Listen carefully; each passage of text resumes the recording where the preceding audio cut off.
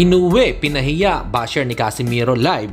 Albert Pagara, kayang inackout si Inoue. Ito nga't pag-usapan natin, pero bago ang lahat, pakisubscribe po ng channel ko. Huwag niyo na rin kalimutan i-click ang notification bell para lagi kayong una sa balita. Laban ang aasahan, balita sa mga pambato na isasalang, pasabog na video, lahat yan nandito. Nino Cruz TV ang iyong paborito. Pag-usapan nga po natin mga kaboxing, malinaw nga na meron pa ding interes si Japanese monster Naoya Inoue na makalaban si former 3 Division World Champion Jandel Cuadrolas Casimiro. Sa live na mismo sinabi ni Naoya Inoue, si Murodyo Nakmadalyev, si Luis Pantera Neri at si Casimiro, at hindi nga aakyat pa agad ng Hapon sa mataas na division. Papanatiliin pa din ito na mag-stay sa 122 pounds division para depensahan ang 4 na major belt na hawak niya. Tila napahiya ang basher ni Casimiro na nagsasabi wala na daw interest di umano ang Hapon sa kanya.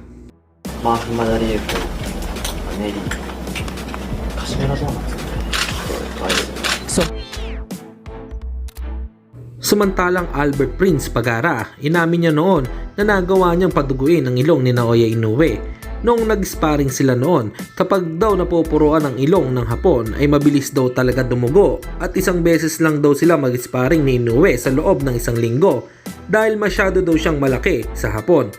Inamin din ni Pagara na malakas daw talaga ang suntok ni Inoue. Muntik na nga daw siyang bumagsak nang masapul siya ng suntok ni Inoue sa katawan. Sa masasabi ko lang yan, nagka-sparring kami na Naoya Inoue. Malakas talaga, tapos maliksi. Kahit maliit sa akin, pero maliksi siya. Pero sa isang linggo, kahit isa lang yung sparring niya kasi malaki ako, tapos pag magsuntok siya sa akin, parang feeling niya, hindi niya ako matamaan ng sulit kasi malaki ako ganon, pag magkalaban kami dalawa, opportunity na yun.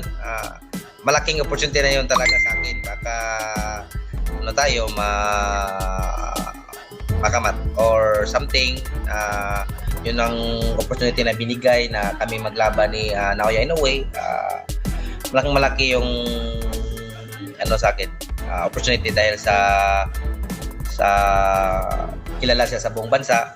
Tapos knockouter siya knockouter tapos magaling.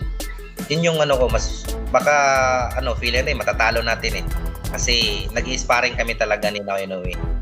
Ang knockout?